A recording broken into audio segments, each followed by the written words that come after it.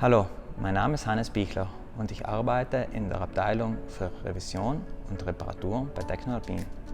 Konkret bin ich für das Team verantwortlich, das sich um die Reparatur und die Überholung der Komponenten der einzelnen Schneeerzeuger sowie das Linien- und Pumpstationenmaterial kümmert.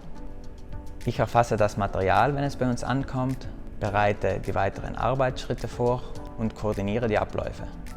Somit bin ich das Bindeglied zwischen unserem Backoffice und der Werkstatt, aber auch Ansprechpartner für Filialen, Techniker und Verkäufer. Viele Teile unserer Beschneiungsanlagen werden intern in unserer Werkstatt repariert.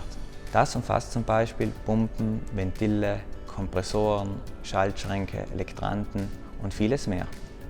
Dabei ist es uns wichtig, schnell, genau und kundenorientiert zu arbeiten.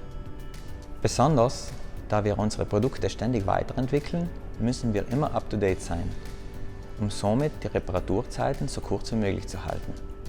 Jede Reparatur ist anders und der Teufel steckt hier wie so oft im Detail. Aber gerade das macht unsere Arbeit interessant und vielfältig. Für mich persönlich ist es immer wieder etwas Besonderes, wenn wir defekten und alten Produkten neuen Glanz und Leben verleihen. Somit schonen wir die Umwelt und reduzieren Müll. Und unser Kunde erhält ein rundum erneuertes Produkt.